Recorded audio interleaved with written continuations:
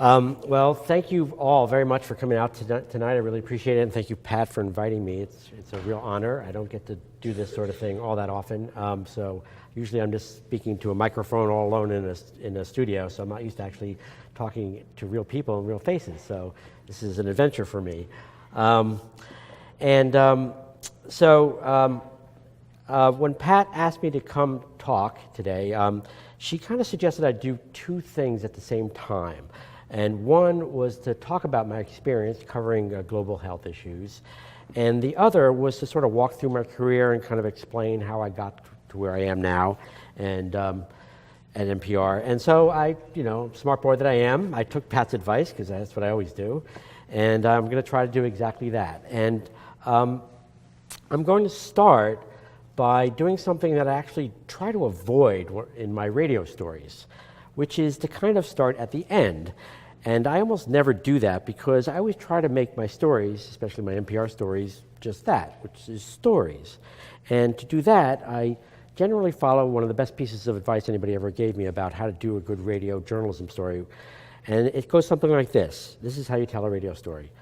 This happened, and then that happened, and then this happened, and then that happened. It's you get the idea. It's kind of like the once upon a time approach to journalism. And it may sound simple, but it's actually not always that easy. But if you can do it, it generally works, especially in radio journalism, and especially in the kind of long-form radio journalism that we do at NPR. Because radio stories, you're taking in information through your ears, and as opposed to through your eyes by like reading or watching something on television. And that has both pluses and minuses.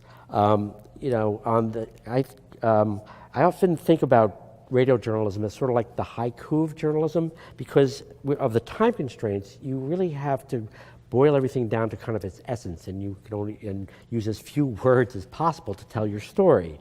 And one of the big pluses is that you can communicate a surprising amount of information through sounds that you don't get by just reading words on a page. Maybe the intonation of someone's voice, or even the crack in their voice when they're talking, or maybe even a pause that they take between words can convey an incredible amount of information, of powerful information and emotion in a way that you just don't get through print and even through, I think, video. That's the plus side. The downside of audio journalism is that it's really hard to follow complicated ideas by listening. You can't just stop and go back and reread something like you can in a newspaper story if you didn't get it the first time. And especially when you're covering something like science, where you have a lot of really complicated ideas. The best way to really convey that kind of thing is by telling a story chronologically. So that's what I try to do, and I think a lot of people at NPR try to do in a lot of our stories. Now, that said, so I'm going to go ahead and violate that simple rule and kind of jump to the end a little bit at the beginning here, and just play you, if you don't mind, about a minute of one of the stories that I did when I went to Brazil to cover Zika. And I just want you to listen to it a little bit and try to remember this, because I'm going to come back to it at the end of my talk. So if you could just bear with me here. I almost never do PowerPoint presentations, so hopefully this will work. All babies cry. But after spending day after day with these babies, it hits me. There's something different about how these babies cry. They cry way more, and their cries can sound strange sometimes, harsher, more pain. When I realized that these babies even cry differently, it really drove home how many mysteries we're facing because of the Zika virus. Why? Why would they cry differently? Like so many things about these babies, no one really knows, but doctors are trying to get some answers. I'm in a crowded waiting room at the EMIP hospital in Recife, Brazil. Doctors here are caring for hundreds of babies with brain damage that may have been caused by Zika. One of the babies is Davi. He's 4 months old. I met him in the arms of his mother, Eliane Francisca. Davi! Finally, Dr. Daniele Cruz calls them. Davi wails again as soon as they start heading to the exam room. Dr. Cruz tries to comfort him. He's inconsolable. The doctor reaches for her phone and starts up some meditation music. It calms Davi down. So I wanted to play that beginning of that story for a couple of reasons. One was to illustrate one of the things that I've kind of learned over the course of my career, and that is that it can be the smallest of details that are the key to really good storytelling and good journalism.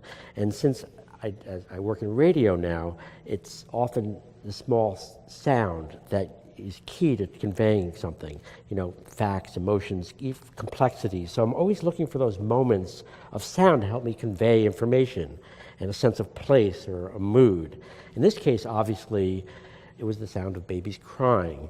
And these cries, I think, helped kind of focus the listener on the central idea that I was trying to explore in this story, which is how this newly identified viral threat was affecting babies.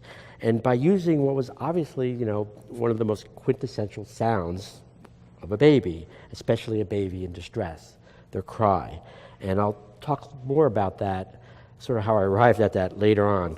And the second point that I think that illustrates is that you never know in life things that are going to happen to you in life that are going to help you later in life. I think that's true for all careers in any profession, but I think that's especially true in journalism. You can have experiences that at the time you think, well, this is never going to be relevant later on in my life, but then somehow it circles back and becomes relevant and useful in your life. And so just having experiences, getting out in the world and trying things, and big or small, even if it seems to have nothing to do with your career, or journalism for that matter, or what you want to cover in journalism, actually you'll find out many years later comes back and you'll draw on that experience somehow. So I'm just going to, if you could, just try to remember the sounds of the babies crying in Davi, and I'll come back to that again at the end of my talk. But right now I'm going to kind of revert back to my tried and true method of storytelling, kind of start at the beginning and how I got into journalism. And that was way back once upon a time in 1978, when I was at... You can tell I never do PowerPoint, so as soon as I found out you could do music, I was like, wow, I can do some music.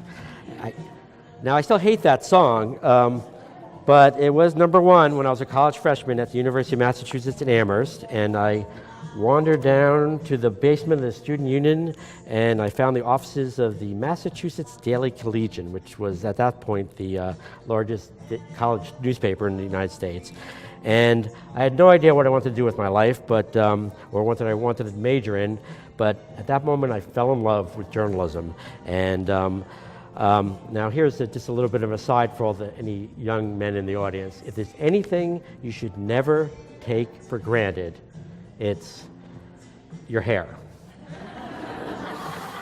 I learned that too late in my life. So I had just loved being a reporter, even when I was covering boring meetings by the Graduate Student Senate talking about bus fees. I ended up spending more of my time, I think, when I was in college at the Collegian offices, and I ended up freelancing for newspapers and wire services. And when I graduated, here's some more music. I got a job at the Holyoke Transcript Telegram, which was a small PM daily newspaper, which is one of the first of many news organizations that I've worked for in my career that have gone out of business. Hopefully there's no relationship, but, I got a job there first as an editor, and then as a reporter covering the police and cops and courts, chasing fire engines around downtown Holyoke. And then, let's see. The music's back. Then, after that, I got a job working for UPI, United Press International, which I don't know how many people in the audience even know what that is today, but at the time, the UPI was a huge big deal. It was one of two major news agencies in the world, supplying news to newspapers and radio stations and television stations around the world. And I got a job first working at a one-person bureau in Springfield, Massachusetts, and then I got transferred to Boston, where I was working nights and overnights and weekends, and the medical writer quit, and I didn't know anything about science reporting, but it was a day job, Monday through Friday, so I thought, I'll give it a try, and I ended up loving it. And that was my first experience with radio journalism. We used to write these short radio stories known as WIBs, World in Brief. I was a general assignment science reporter, so covering everything from the latest in the medical journals. And one of my big jobs at that time was to read the New England Journal of Medicine each week and figure out what was news. And now, I didn't know anything about science, so to me, it was like reading Greek. I didn't understand a word of it. So I would get on the phone every week with all the lead researchers from all the papers and make them explain to me what was in there.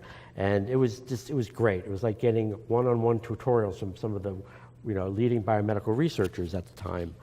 And one of the questions I get a lot is whether having had a background in science would have helped me in those early days. And I think, of course, it would have. It definitely would have made things a lot easier, having some basis in having formal education in science. But I actually work with several folks, who have PhDs in physics or biochemistry or biology, and it's helpful to them. But I was, as a general assignment science reporter, I'm not sure how helpful it would have been to have a PhD in physics when I was covering basic biology. And in some ways, I think it was helpful to be a layman because I always wrote for a lay audience, so I had to communicate things.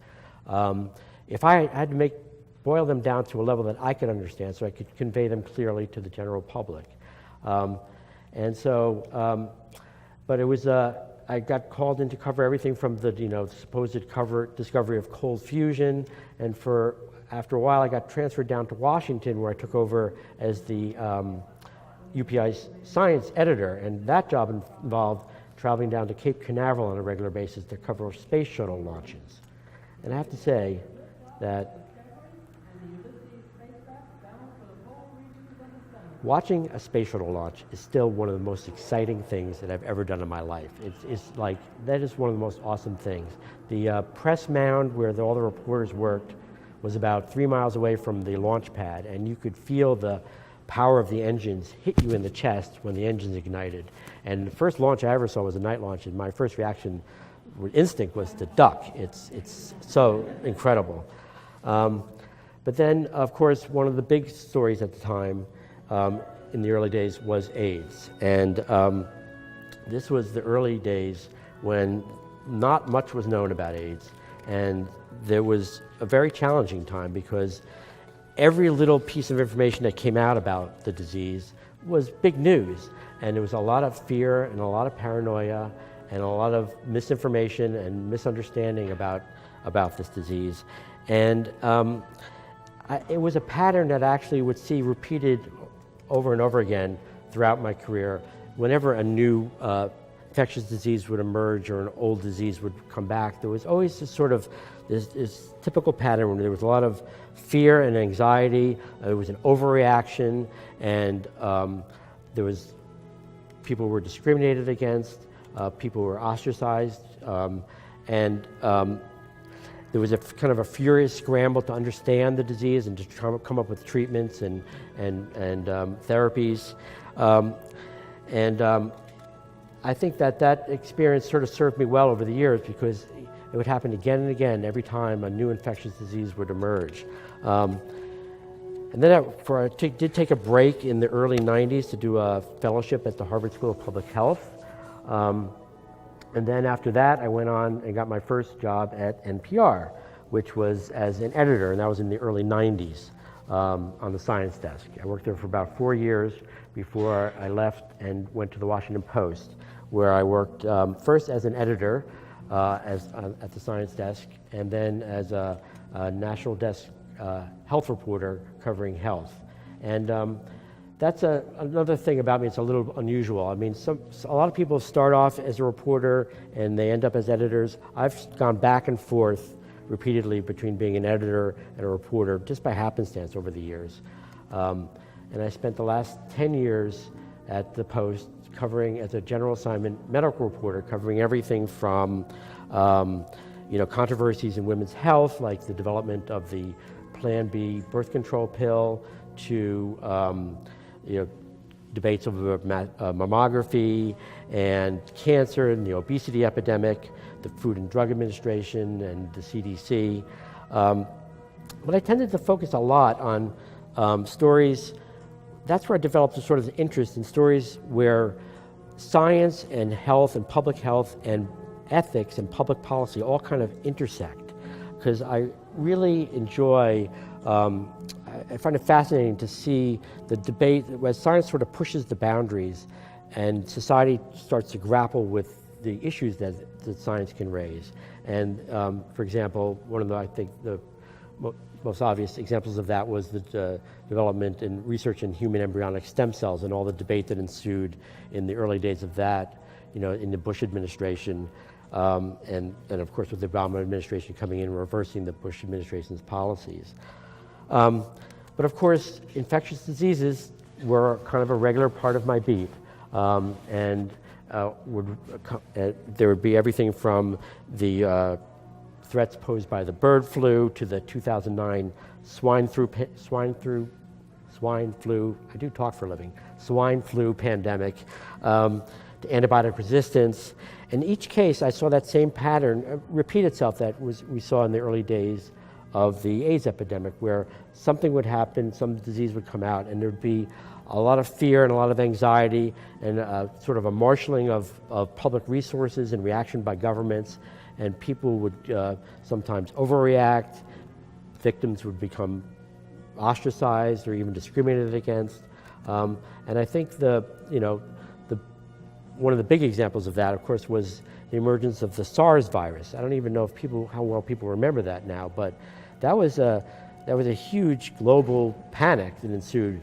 People didn't know what it was at first.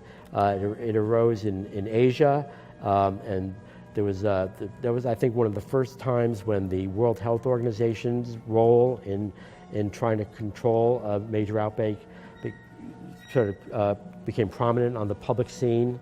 And I was based in Washington, and we had reporters on the ground in Asia at the same time. So my main role in that story was covering the reaction by the World Health Organization, how well they were responding, and how governments, both national governments and local governments, were reacting to outbreaks. If you remember, I don't know if you remember, but it spread from Asia, and there was a big outbreak in Toronto, and then there was a big concern about how widely it was going to spread. There was a lot of debate at the time about the WHO's authority and how much power they had and how well they were responding to that. And I was thinking back about that a lot when I was covering what I'll talk about later, soon, about the Ebola outbreak. This was an early test of the WHO's ability to respond to something like this.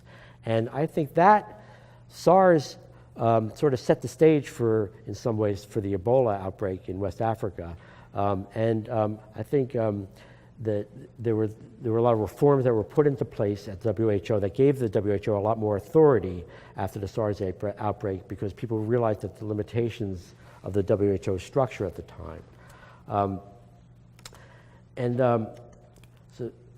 But I also always did try to look for personal stories. That's whenever I was covering any kind of story, and this was one example of that. This was a story about a scientist by the name of Carlo Urbani, who was one of the first scientists to sort of sound the alarm about SARS, who actually ended up dying from the disease himself.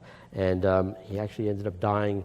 I had prepared a long profile of him, and the night before it was scheduled to appear on the front page of the Post, he ended up dying, and I did this frantic rewrite of the story at the time when I found out that he had just passed away. And then, so I moved from the Post about 5 years ago and returned to NPR, where I am now, most of the time, I'd say about 70% of my time I spend as a reporter covering health issues, and about 30% of my time I work as an editor, either filling in for my boss or helping supplement editing when a big story breaks. And I am a general assignment sort of biomedical research reporter. So one of the first big projects I did after I got back to NPR was about microbes, but a different sort of microbe. This was about the microbiome. These are the millions of microbes that live all over our bodies. And so I ended up doing a 6-part series about the microbiome, including traveling to a facility in Texas known as a body farm where they do forensic research, and they were exploring how to use the microbiome to pinpoint the time of death in a murder investigation, for example.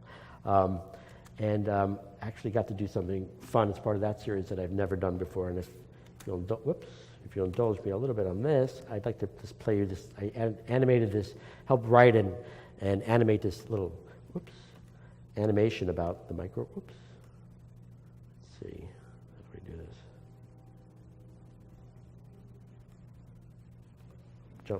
Stealing my thunder here. Yeah, how do you play the video? You just click play.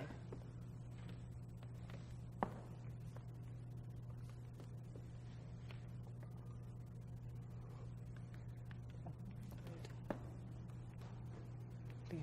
Wait. It should just automatically play. Oh. Sorry.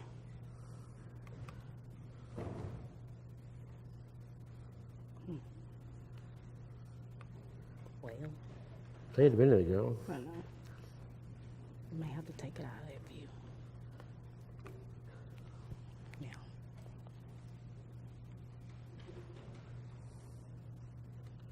There we go.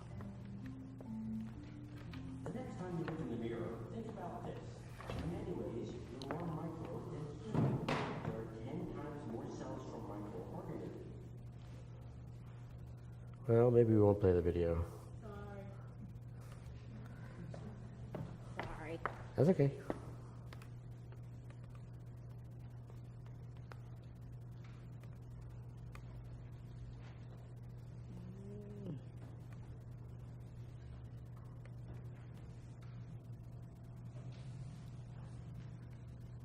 I don't know why I won't play in that view. All right, well, if anybody wants to see the video, I'll give you a private showing later on. Anyway, that was fun. I'm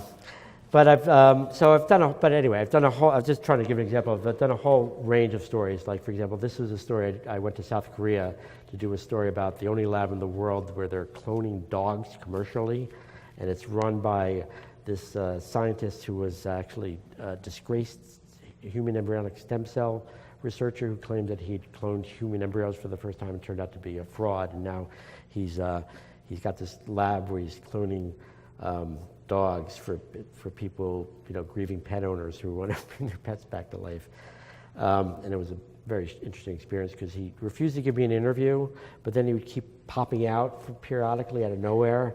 I was watching this scene where he was doing this operation on these dogs, and turned out to be that guy there on the left. That's him. He just stood up and he stepped out and he pulled down his mask and he started talking to me.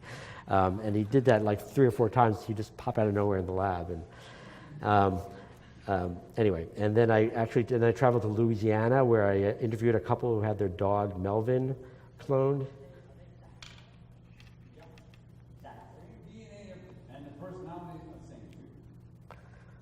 That's so those are the 2 clones. They actually ended up getting 2 clones of Melvin. This was a story I did recently where I traveled to Stockholm, where a scientist for the first time are using these new gene editing techniques known as CRISPR-Cas9 to try to edit the DNA in healthy human embryos, which is extremely controversial. So, he let me into his lab. I was the first reporter in that. Whoops. There we go. NPR's Rob Stein is reporting again that a scientist is working with human embryos to modify them for the first time for medical research. He let you into his lab, first reporter to be in there. What was it like? Yeah, so I traveled to Stockholm and I went to his lab, and his labs are right upstairs from an IVF clinic. And that's what he's using, are leftover embryos from couples who went through IVF to try to have babies. These are very early embryos, only 2 days old, only 4 cells. And it was fascinating to watch. Everything they were doing was projected onto a monitor and magnified, and you could see these tiny embryos in the dish under the microscope, and this tiny little needle piercing the shell of the embryo so they could inject this genetic engineering tool I mentioned. Lana refers to it as kind of a genetic molecular scissors that cuts the DNA in very precise places. Wow. Let's listen a little bit as Lana looks over the shoulder of his assistant as he tries to edit one of these embryos. So now he just injected the second embryo, and you can see the little area there where the solution has been injected, and that's where we would have the scissors. That's how you edit the DNA in a human embryo. That's what you just did. That's how you go about doing it. Yeah. So I'm playing some of these stories because just to illustrate that one of the things about, I think, some of the longer form stories we do at NPR is that they tend to be much more kind of immersive stories than you get in other kinds of journalism, where the reporter becomes almost is the sort of tour guide, the narrator for the story, and is the eyes and ears of the listener. Whereas, so it's a step away from the sort of completely objective voice that you get when you're like when I was covering stories as a hard news reporter for UPI or for the Washington Post, and it's. It takes a little bit getting used to, I think, to sort of drop that veil as a reporter and to sort of become a part of the story yourself. But I think it's something I had to come around to and sort of accept as a sort of a necessary part of sort of, because as an NPR reporter, you're like inside people's heads, and so you sort of have to people have to become comfortable with your voice in their heads, and you sort of guiding them through, especially complicated stories that are happening in faraway places. But then I was on the desk at NPR when the Ebola outbreak emerged in West Africa in 2014, and this is a story where I really was playing two roles. I was doing a lot of reporting on sort of the domestic front, helping cover the CDC's response and some of the governmental responses and doing contextual pieces. But I think, spent more time as an editor because it was such a big, difficult story to cover. We sent a lot of reporters and photographers and producers into West Africa, and there was a lot of really difficult logistical work to be done, educating the reporters and our own staff about Ebola, because there was so much fear. I mean, I'd never seen so much fear. And I would have to say, we sent some of the correspondents we sent into the field were really hardcore foreign correspondents who'd covered wars, and they came back and they said that they had never been more frightened in their lives than they were covering this story. And there was something about it that just was deeply disturbing. And it took its toll on people.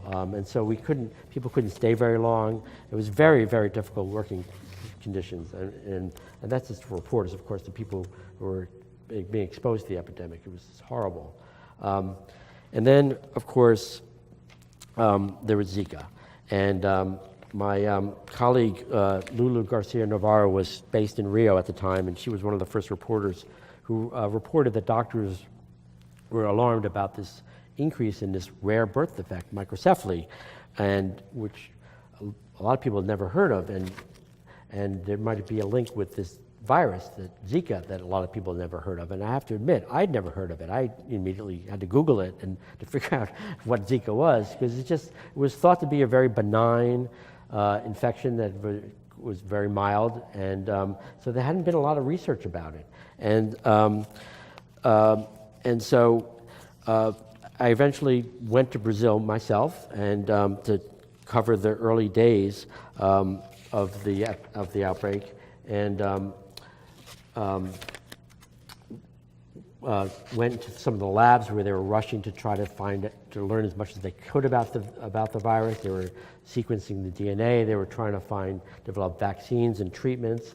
And I went out the CDC helped arrange for journalists to go out with one of the first teams of epidemiologists to go and to try to really establish a link between Zika and microcephaly. That was a very kind of a sensitive situation where the Brazilian government was concerned about letting journalists go. I'm going to play a little bit of that story. I'm with Meg Ito of the CDC and a team of investigators. It's a really important study. This is the first study to really get at the link between Zika and microcephaly. The preponderance of evidence points to Zika, but we don't know for certain yet. Ito's team and 7 others are fanning out across the state, rushing to find hundreds of mothers and their babies as fast as they can. Even though this is the epicenter of the Zika outbreak in Brazil, they know this will not be easy, and they're under a lot of pressure. Da Luzinete, tá? Turns out, the first mother on their list works all day, so no way they'll find her today. So as you might remember, this is at a point where really no one really knew for sure whether Zika was causing microcephaly, and that was one of the first studies to really establish that link between the virus and that birth defect. I also traveled to southern Brazil, where I did a story about a biotech company that was releasing genetically modified mosquitoes to try to control the vector for Zika as well as dengue and chikungunya. And got a tour of the lab where they were breeding the mosquitoes that they were releasing. They were releasing thousands of mosquitoes every day, so they had to build a special breeding facility to do that. And the whole time I was in Brazil, before I went there, I had soaked my clothes, and I was really paranoid about getting bitten by an infected mosquito, so I soaked my clothes in insecticide, and I would douse myself every morning before I'd go out. And of course, the one day I didn't do that was when I went to visit this lab, because I thought, I'm going to be a sterile biotech lab. I have nothing to worry about. And of course, this is a place where they were breeding mosquitoes. So as soon as I went in there, you can play what happened. Whoops. Try to play what happened.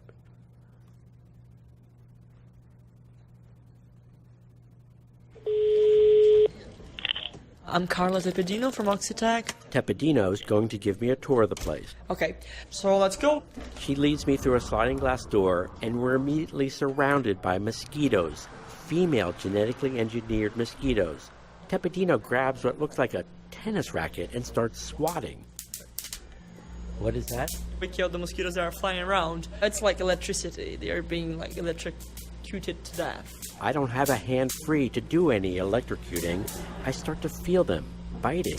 My hands, my neck, my forehead. So right now that we arrived in this room, they got excited by our blood. So yeah, I feel like I'm getting bitten. I'm getting mosquito bites. Yeah, it happens. Because these are females, so they're biting me. Yeah. But none of these mosquitoes have dengue or Zika, right? Not at all, really. You're sure? Yeah, we do tests on that. That's a relief. Anyway, I walked out of there just covered with mosquito bites for every exposed part of my skin. I looked over at my translator, she's another person. She's been like in these crime-ridden favelas in Brazil and covering war zones, and she had this horrified look on her face, covered with mosquitoes. But anyway, but I think the story that I was most proud of when I was there was the story I did where I spent a lot of time with the mothers of these babies that were being born after becoming infected, and their doctors who were really just struggling to figure out what was going on. And they had no idea, really.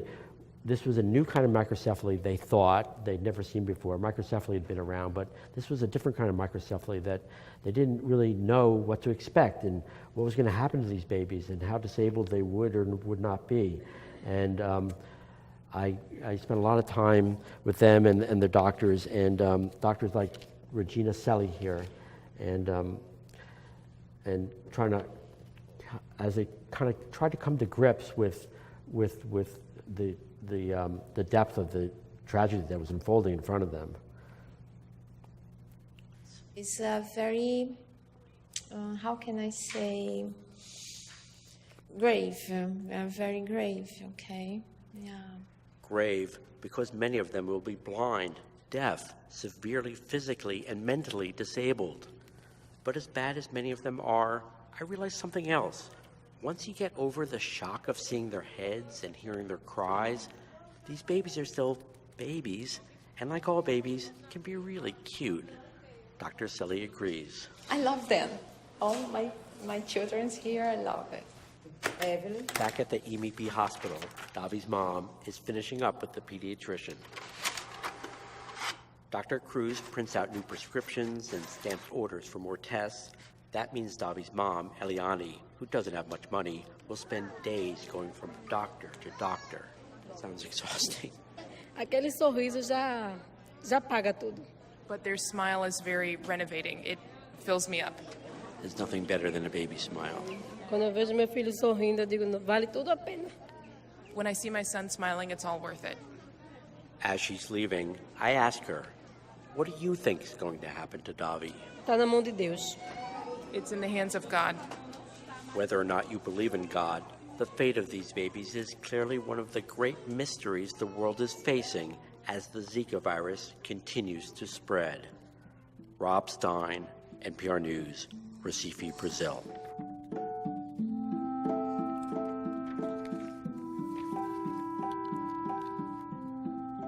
So that was obviously the end of that story that I started with. And I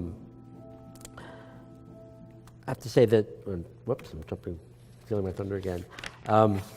So that detail about that I started with the babies crying is something that didn't immediately occur to me when I was there, and that's something that none of the doctors had actually mentioned to me, but it was something that kind of I realized slowly after spending days there with the doctors and listening to these babies over the time. And it's another one of these things that where personal experiences can come and affect you and affect your work in ways you never expect. I had never really spent that much time with babies in my life, but my wife and I had just had a baby about 2 years earlier, and so it was the first time I had spent any time around a baby. And I think it was only because I'd gotten to know the sound of our baby's cry that it occurred to me slowly that this didn't sound like a baby the way babies usually cry. And so I started asking the doctors about that, and they said, yeah, you're right. That's something we've been noticing too, I guess. And that sort of helped me focus my thinking about how to present that story. And now, since that story aired, that's almost a year ago now, and we now know for sure that Zika does cause microcephaly, and they've learned a lot about how it causes microcephaly, and they've also learned that that microcephaly is probably just the kind of the tip of the iceberg of the problems that Zika can cause, and it's kind of faded from the headlines now. The WHO declared that the international emergency was over, and that it's sort of the sense of urgency around the disease has sort of lowered over time. But I think there's a lot of concern in the public health community that we're really just beginning to understand the depth of what's going to happen because of Zika, because microcephaly, the complications that Zika causes, it's only going to become clear over time as these babies get older and more of the complications start to emerge, and the true extent of the impact on kids becomes clear. But anyway, here we are. So, it's, it can be hard sometimes, especially I'd say in, having gone from being a newspaper reporter where all I am is standing there with, my pad, it was very unobtrusive and I can be really much a fly on the wall, whereas as a radio reporter, as you saw from some of those pictures, you've got this big honking microphone called a shotgun microphone, and it can be pretty obtrusive. And sometimes we show up and it's not just me; it's me and a producer. And now these days, sometimes it's me, a producer, and a videographer, and it can be this whole crew. And it can,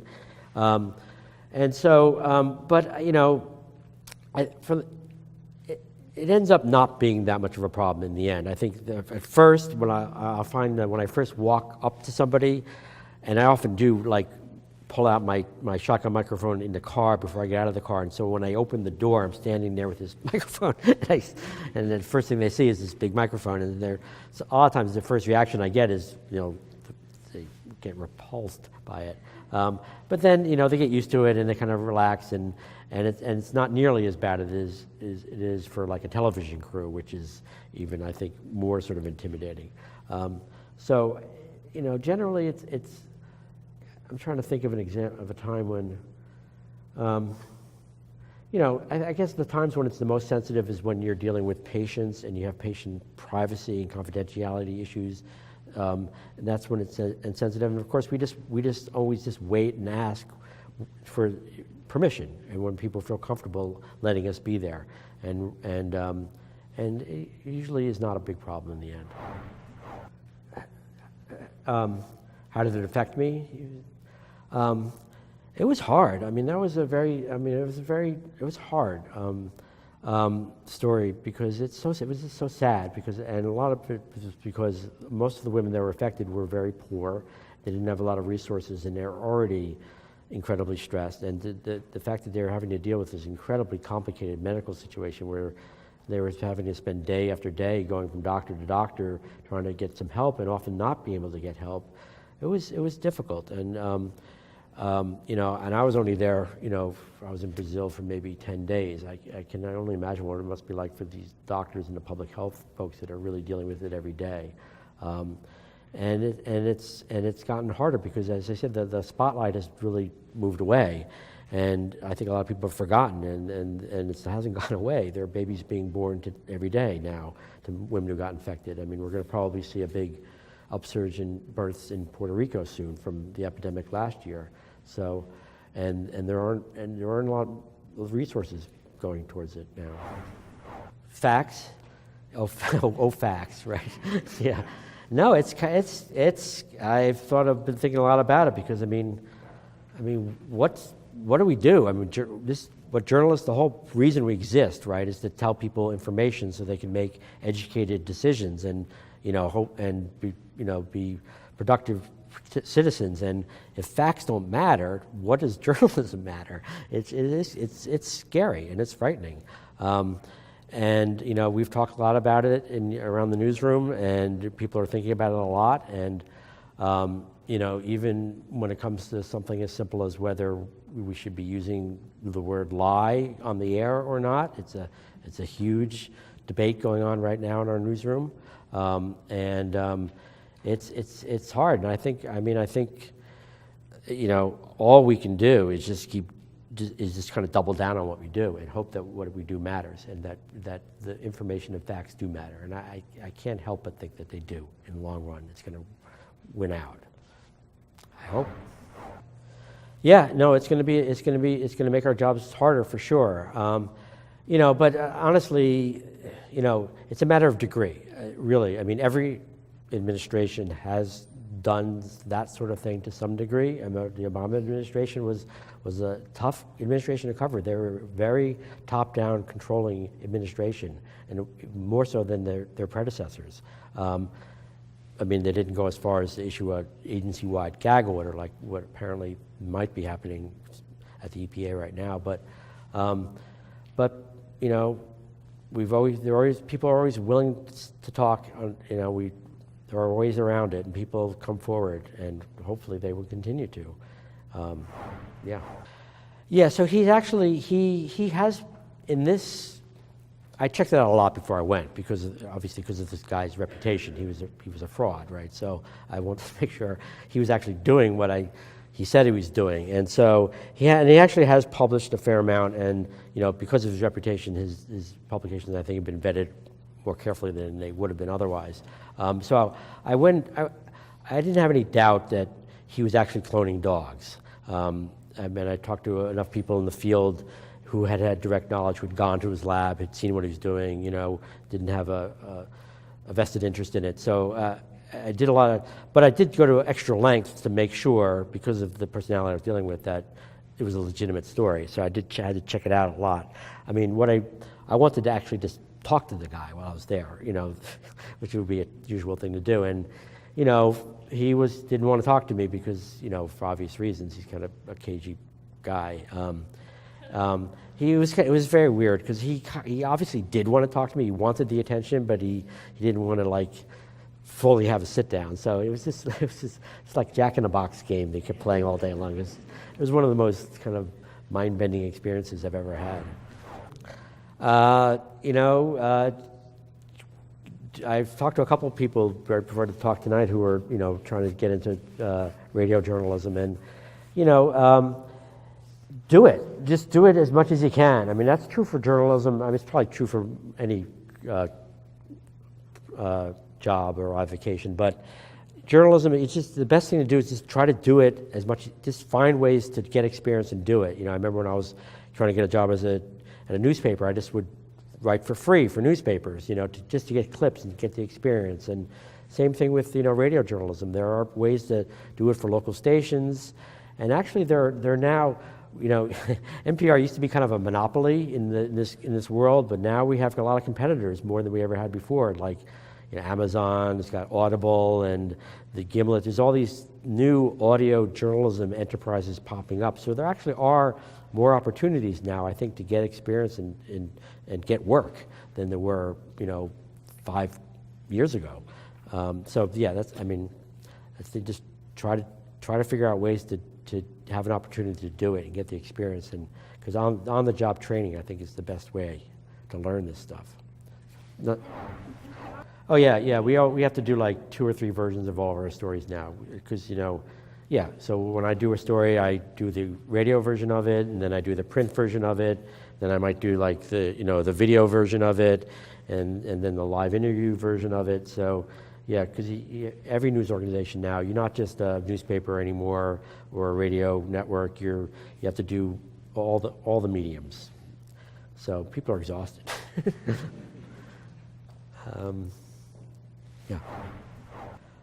Yeah, usually it's usually just me. Most of the time I'm by myself. In Brazil, I had a translator because in Brazil, people don't speak English, and I wouldn't have been able to do anything if I didn't have a translator with me. And she was also she's a radio journalist on her own, so she actually ended up doing a lot of helping me with producing and reporting too. On more complicated stories, when I can, I bring a producer with me because it makes it a lot easier to focus on the interview and not have to focus so much on the logistics of the recording and everything. But we just don't have that many producers, so we don't have the luxury of taking a producer with me every single time. But for a more complicated story, I will be able to bring a producer with me who will handle more of the logistics and the actual audio recording, so I don't have to be walking around, checking my sound levels and making sure my batteries are fully charged and all that kind of stuff. It's hard. Again, if we're going from print to radio, was a tough transition because it just is so much, logistically, it's so much more complicated. As a newspaper reporter, you can just call somebody up on the phone and do an interview. And radio, you have to record their voice, and can be a mess if you're on a crappy cell phone.